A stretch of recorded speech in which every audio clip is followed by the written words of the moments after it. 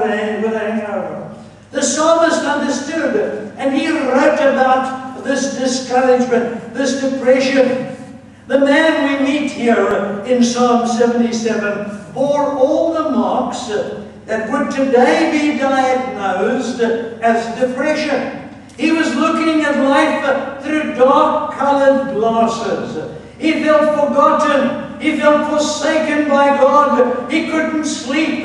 He couldn't articulate his thoughts because of emotional exhaustion. He was tired all the time. He lived in the past, longing for a day that had passed by. He remembered when he was happy and he had a song in his heart, but no more.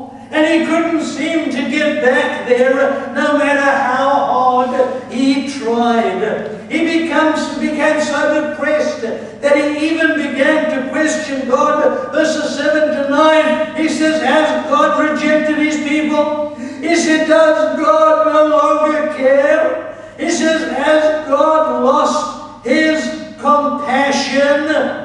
These are sharp, piercing questions that this man was asking in his depression. But they were the questions that came from the psalmist as he lay there wallowing in despair. I want to tell you that despair, depression, discouragement is a terrible thing. And the problem is that people lie there wallowing in despair and asking these piercing questions from God. He hadn't reached such a place overnight, let me tell you that. There is always a progression in such emotional experiences. Despair begins with a disappointment that is not handled constructively. The pattern is this. Disappointment leads to doubt. If you have a disappointment, you begin to doubt. Doubt, in turn, leads to depression. And depression leads to despair. That you feel a sense of total loss, and that you feel that the only thing that is going to happen is that I am going to die, like the Apostle Paul felt. Simple disappointment is the father of despair. Some of us may be like the psalmist, and we may be questioning whether God has left us out, or whether God has left us in our time of trouble. But this man made a startling insight that saved him from that terrible despair. We see in verse 10, he says, this is my infirmity, he says. He recognized that the problem was not with God. The problem was with himself. You see, so often we think the problem lies with someone else. We think that God has forgotten us. We think that God doesn't care anymore. We think that God has left us. You see, we're always looking for someone else. But he realized that the problem was not outside of himself, but it was with him. He saw his doubts were due to his own weakness, not God's negligence.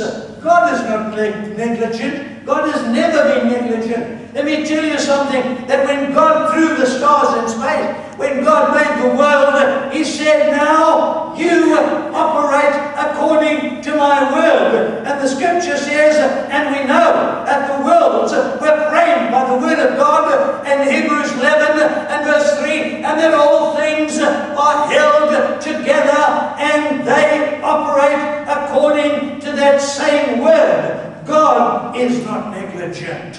Never will God neglect you in any way or anything that he's ever said.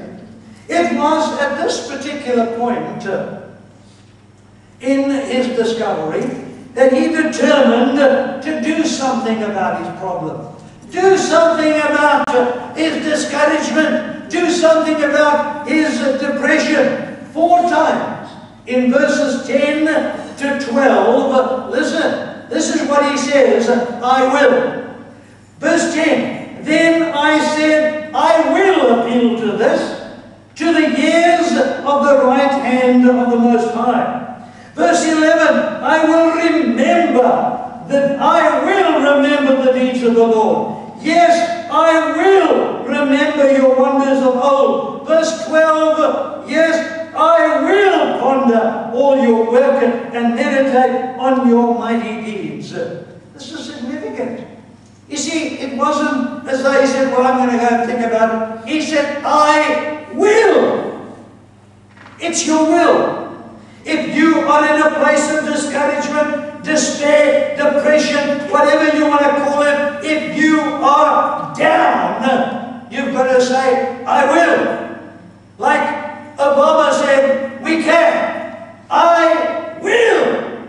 I will. And you begin to will. First of all, you will appeal. In other words, you will appeal to God. You will cry to God. You'll begin to look to the Lord. I will remember the deeds of the Lord. I will remember your wonders of old. I will ponder all your work and meditate in your hand. That's significant. We are not helpless victims of our emotions. We do not have to be hijacked by our attitudes. We can take action. Our thoughts govern our moods. So remember that. Your thoughts govern your moods. Therefore, if we think right, we will feel right. It's important that your thinking is right. Most depression arises from faulty thinking, and we do have within our power to change or control our thoughts.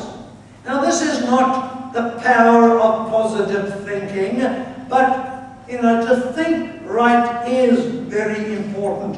To deal with these harmful emotions, we must be mentally tough. We've got to do mental gymnastics. We've got to go into the mental gym, and we have got to toughen up our thinking, toughen up our mind a little. If you don't handle your emotions, they will handle you. I know, and Letitia reminds me continually that if my mood is bad, my thinking is wrong. And it's important that we toughen up our thinking, to make your mind that you are not going to allow your circumstances to defeat you. No matter what your circumstances are, you're not going to allow the things that are happening, the things that surround you, you're not going to allow them to affect you. You see, that is the first thing that we have to do. How are Christians supposed to deal with disappointment? In the 4th division of the Psalm, verses 11 and 20, the psalmist tells us what he did.